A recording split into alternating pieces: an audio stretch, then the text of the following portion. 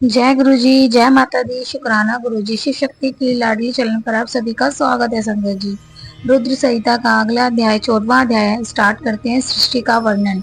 गुरु जी के मंत्र जाप से ओम नमः शिवाय। शिव जी सदा सहाय। ओम नमः शिवाय। गुरु जी सदा सहाय। सृष्टि का वर्णन। तदंतर नारद जी के पूछने पर ब्रह्मा जी बोले, मुने, हमें पूर्वोक्त आदेश देकर जब महादेव जी अंत ध्यान हो गए, तब मैं उनकी आज्ञा का पालन करने के लिए ध्यान मगन हो कर्तव्य का विचार करने लगा। उस समय भगवान शंकर को नमस्कार करके श्री हरि से ज्ञान पाकर परमानंद को प्राप्त हो मैंने सृष्टि करने का ही निश्चय किया। तात भगवान विष्णु भी वहां सदाशिव को प्रणाम करके मुझे आवश्यक उपदेश दे तत्काल अदृश्य हो गए। वह ब्रह्मांड से बाहर जाकर भगवान शिव की कृपा प्राप्त करके बैकुंठ धाम में जा पहुँचे और सदा वहीं रहने लगे। मैंने सृष्टि की इच्छा से भगवान शिव और विष्णु का स्मरण करके पहले के रचे हुए जल में अपनी अंजलि डालकर जल को ऊपर की ओर उछाला। इससे वहां एक अंड प्रकट हुआ जो 24 तत्वों का समूह कहा जाता है। प्रिवर, वह विराट आकार वाला अंड जड़ रूप ही था। उसमें चेतनता ना देखकर मुझे बड़ा संशय हुआ और मैं अत्यंत कठोर तप करने लगा। 12 वर्षों तक भगवान विष्णु के चिंतन में लगा रहा। तात वह समय पूर्ण होने पर भगवान श्री हरि स्वयं प्रकट हुए और बड़े प्रेम से मेरे अंगों का स्पर्श करते हुए मुझसे प्रसन्नता पूर्वक बोले। श्री विष्णु ने कहा, ब्राह्मण, तुम वर मांगो, मैं प्रसन्न हूँ। मुझे तुम्हारे लिए कुछ भी अध्यय नहीं है। भगवान शिव की कृपा से मैं सब कुछ देने में असमर्थ हूँ। ब्रह्मा बोले, अर्थात मैंने कहा, महाभाग, आपने जो मुझ पर कृपा की वह सर्वथा उचित ही है, क्योंकि भगवान शंकर ने मुझे आपके हाथों में सौंप दिया है। विष्णु, आपको नमस्कार है। आज मैं आपसे जो कुछ मांगता हूँ उसे दीजिए। प्रभु, यह विराट रूप 24 तत्वों से बना हुआ अंड किसी तरह चेतन नहीं हो रहा है, जड़ीभूत दिखाई देता है। अरे, इस समय भगवान शिव की कृपा से आप यहाँ प्रकट हुए हैं। अतः शंकर की सृष्टि शक्ति या विभूति से प्राप्त हुए इस अंड में चेतना लाइए। मेरे ऐसा कहने पर शिव की आज्ञा में तत्पर रहने वाले महाविष्णु ने अनंत रूप का आश्रय ले उस अंड में प्रवेश किया। उस समय उन परम पुरुष के सहस्त्रों मस्तक, सहस्त्रों नेत्र और सहस्त्रों पैर थे। उन्होंने भूमि को सब ओर से घेर कर उस अंड को व्याप्त कर लिया। मेरे द्वारा भली भांति स्तुति की जाने पर जब श्री विष्णु ने उस अंड में प्रवेश किया, तब वह 24 तत्वों का विकार रूप अंड सचेतन हो गया। पाताल से लेकर सत्यलोक तक की अवधि वाले उस अंड के रूप में वहां साक्षात श्री हरि ही विराजने लगे। उस विराट अंड में व्यापक होने से ही वह प्रभु वैराज पुरुष कहलाए। पंचमुख महादेव ने केवल अपने रहने के लिए सूरमय कैलाश नगर का निर्माण किया, जो सब लोकों से ऊपर सुशोभित होता है। देवऋषि संपूर्ण ब्रह्मांड का नाश हो जाने पर भी बैकुंठ और कैलाश, इन दो धामों का यहाँ कभी नाश नहीं होता। मुनिश्रेष्ठ, मैं सत्यलोक का आश्रय लेकर रहता हूँ। तात महादेव जी की आज्ञा से ही मुझ में सृष्टि रचने की इच्छा उत्पन्न हुई है। बेटा, जब मैं सृष्टि की इच्छा से चिंतन करने लगा, उस समय पहले मुझसे अनजान में ही पापपूर्ण तपोगुणी सृष्टि का प्रादुर्भाव हुआ, जिसे अविद्या पंचक अथवा पंचपर्वा अविद्या कहते हैं। तदंतर प्रसन्नचित्त होकर शंभु की आज्ञा से मैं पुनः अनासक्त भाव से सृष्टि का चिंतन करने लगा। उस समय मेरे द्वारा स्थावर संज्ञक वृक्ष आदि की सृष्टि हुई, जिसे मुख्य सर्ग कहते हैं। यह पहला सर्ग है। उसे देखकर तथा वह अपने लिए पुरुषार्थ का साधक नहीं है, यह जानकर सृष्टि की इच्छा वाले मुझ ब्रह्मा से दूसरा सर्ग प्रकट हुआ, जो दुख से भरा हुआ है। उसका नाम है त्रियक स्त्रोता। वह सर्ग भी पुरुषार्थ का साधक नहीं था। उसे भी पुरुषार्थ साधन की शक्ति से रहित जान जब मैं पुनः सृष्टि का चिंतन करने लगा, जब मुझसे शीघ्र ही तीसरे सात्विक सर्ग का प्रादुर्भाव हुआ, जिसे उद्धव स्त्रोता कहते हैं। यह देव सर्ग के नाम से विख्यात हुआ।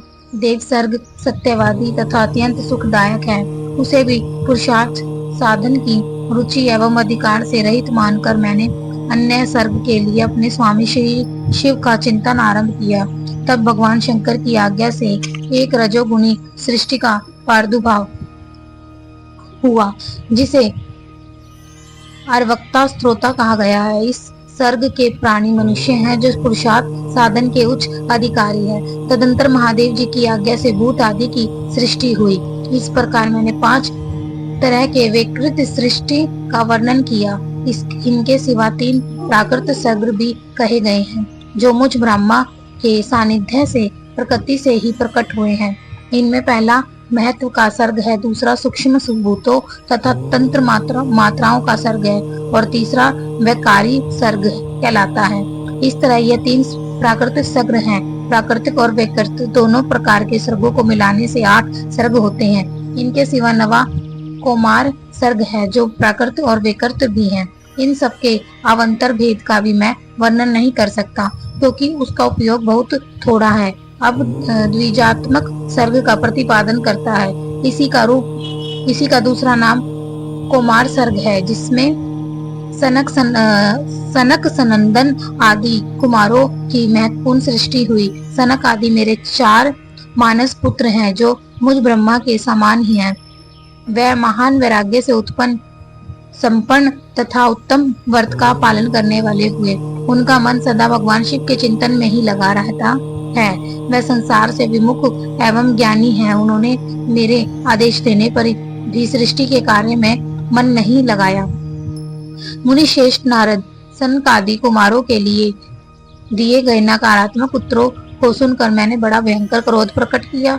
उस समय मुझ पर मोह छा गया। उस अवसर पर मैंने मन ही मन भगवान विष्णु का स्मरण किया। वह शीघ्र ही आ गए और उन्होंने समझाते हुए मुझसे कहा, तुम भगवान शिव की प्रसन्नता के लिए तपस्या करो। मुनिश्रेष्ठ श्री हरि ने जब मुझे ऐसी शिक्षा दी, तब मैं महाघोर एवं उत्कृष्ट तप करने लगा। सृष्टि के लिए तपस्या करते हुए मेरी दोनों बाहों और नासिका के मध्य भाग से, जो उनका अपना ही अविमुक्त नामक स्थान है, महेश्वर की 3 मूर्तियों में से अनंतम पूर्णाक्ष सर्वेक्षर एवं दया सागर भगवान शिव अर्धनारीश्वर रूप में प्रकट हुए, जो जन्म से रहित तेज की राशि स्वर्ग तथा सर्वसृष्टा है। उन नील लोहित नामधारी साक्षात उमा वल्लभ शंकर को सामने देख बड़ी भक्ति से मस्तक झुका उनकी स्तुति करके मैं बड़ा प्रसन्न हुआ। उन देवेश्वर से बोला, प्रभु आप भांति भांति के जीवों की सृष्टि कीजिए। मेरी यह बात सुनकर उन देवादिदेव महेश्वर रुद्र ने अपने ही समान बहुत से रुद्र गणों की सृष्टि की। तब मैंने अपने स्वामी महेश्वर महारुद्र से फिर कहा, देव आप ऐसे जीवों की सृष्टि कीजिए जो जन्म और मृत्यु के भय से युक्त हो। मुनिश्रेष्ठ मेरी ऐसी बात सुनकर करुणा सागर महादेव जी हंस पड़े और तत्काल इस प्रकार बोले। महादेवी जी ने कहा, विधात मैं जन्म और मृत्यु के भय से युक्त अशोभन जीवों की सृष्टि नहीं करूंगा, क्योंकि वह कर्मों के अधीन हो दुख के समुद्र में डूबे रहेंगे। मैं तो दुख के सागर में डूबे हुए उन जीवों का उद्धार मात्र करूंगा। गुरु का स्वरूप धारण करके उत्तम ज्ञान प्रदान कर उन सब को संसार सागर से पार करूंगा। प्रजापति दुख में डूबे हुए सारे जीव की सृष्टि तो तुम ही करो। मेरी आज्ञा से इस कार्य में प्रवृत्त होने के कारण तुम्हें माया नहीं बांध सकेगी। मुझसे ऐसा कहकर श्रीमान भगवान नील लोहित महादेव मेरे देखते देखते अपने पार्षदों के साथ वहां से तत्काल तिरोहित हो गए। चलिए संगत जी, अध्याय यहीं समाप्त होता है। अगला अध्याय यहीं से स्टार्ट करते हैं। स्वयंभू मन्नु और शत्रुपा की ऋषियों की तथा दक्ष कन्याओं की संतानों का वर्णन तथा सती और शिव की महत्ता का प्रतिपादन। ब्रह्मा जी कहते हैं, नारद तदंतर मैंने शब्द तन्मात्रा आदि सूक्ष्म भूतों को स्वयं ही पंचीकृत करके अर्थात उन 5 का परस्पर समीर मिश्रण करके उनसे स्थूल आकाश, वायु, अग्नि, जल और पृथ्वी की सृष्टि की। पर्वतों, समुद्र और वृक्षों आदि को उत्पन्न किया। कला से लेकर युग पर्यंत जो काल विभाग हैं, उनकी रचना की। उन्हें उत्पत्ति और विनाश वाले और भी बहुत से पदार्थों का मैंने निर्माण किया, परंतु इससे मुझे संतोष नहीं हुआ। तब सांबे शिव का ध्यान करके मैंने साधन परायण पुरुषों की सृष्टि की।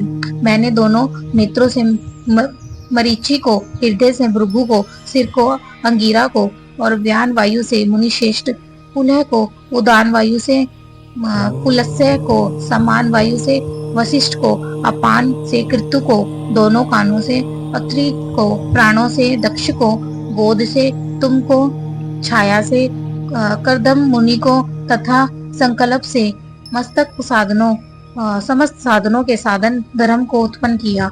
मुनिश्रेष्ठ इस तरह इन उत्तम साधकों की सृष्टि करके महादेव जी की कृपा से मैंने अपने आप को कृतार्थ माना। तत्पश्चात संकल्प से उत्पन्न हुए धर्म मेरी आज्ञा से मानव रूप धारण करके साधकों की प्रेरणा से साधन में लग गए। इसके बाद मैंने अपने विभिन्न अंगों से देवता, असुर आदि रूप असंख्य पुत्रों की सृष्टि करके उन्हें विभिन्न भिन्न शरीर प्रदान किए। मैंने तदंतर अंतर्यामी भगवान शंकर की प्रेरणा से अपने शरीर को 2 भागों में विभक्त करके मैं 2 रूप वाला हो गया। नारद आधे शरीर से मैं स्त्री हो गया और आधे से पुरुष। उस पुरुष ने उस स्त्री के गर्भ से सर्वसाधन समर्थ उत्तम जोड़े को उत्पन्न किया। उस जोड़े में जो पुरुष था वही स्वयंभू मनु के नाम से प्रसिद्ध हुआ। स्वयंभू मनु उच्च कोटि के साधक हुए तथा जो स्त्री हुई वह शतरूपा कहलाई। वह योगिनी एवं तपस्विनी हुई। तात मुनि ने वैवाहिक विधि के से अत्यंत सुंदरी शतरूपा का पानी ग्रहण किया और उससे वह मैथुन जनित सृष्टि उत्पन्न करने लगे। उन्होंने शतरूपा से प्रिव्रत और उत्तानपाद नामक 2 पुत्र और 3 कन्याएं उत्पन्न की। कन्याओं के नाम थे आकृति, देवहूति और प्रस्तुति। मनु ने आकृति का विवाह प्रजापति रुचि के साथ किया। मंजली पुत्री देवहूति करदम को ब्याह दी और उत्तानपाद की सबसे छोटी बहन प्रस्तुति प्रजापति दक्ष को दे दी। उनकी संतान परंपराओं से समस्त चराचर जगत व्याप्त है। रुचि से आकृति के गर्भ से यज्ञ और दक्षिणा नामक स्त्री पुरुष का जोड़ा उत्पन्न हुआ। यज्ञ के दक्षिणा से 12 पुत्र हुए। मुने करदम द्वारा देवहूति के गर्भ से बहुत सी पुत्रियां उत्पन्न हुई। दक्ष के प्रस्तुति से 24 कन्याएं हुई। उनमें से श्रद्धा आदि 13 कन्याओं का विवाह दक्ष ने धर्म के साथ कर दिया। मुनीश्वर धर्म की उन पत्नियों के नाम सुनो: श्रद्धा, लक्ष्मी, धृति, तुष्टि, पुष्टि, मेधा, क्रिया, बुद्धि, लज्जा, वसु, शांति, सिद्धि और कीर्ति। यह सब 13 हैं। इनसे छोटी जो शेष 11 सुलोचना कन्याएं थी उनके नाम इस प्रकार हैं: ख्याति, सती, संभूति, समृद्धि, प्रीति, क्षमा, सनंतनी, अनसुया, ऊर्जा, स्वाहा तथा सवदा। भृगु, शिव, मरीचि, अंगिरा, मुनि, पुलस्त्य, पुलह, मुनिश्रेष्ठ, क्रेतु, अत्रि, वशिष्ठ, अग्नि और पितरों ने कर्मश इन ख्याति आदि कन्याओं का पानी ग्रहण किया। भृग आदि मुनिश्रेष्ठ साधक हैं। इनकी संतानों से चराचर प्राणियों सहित सारी त्रिलोकी भरी हुई है।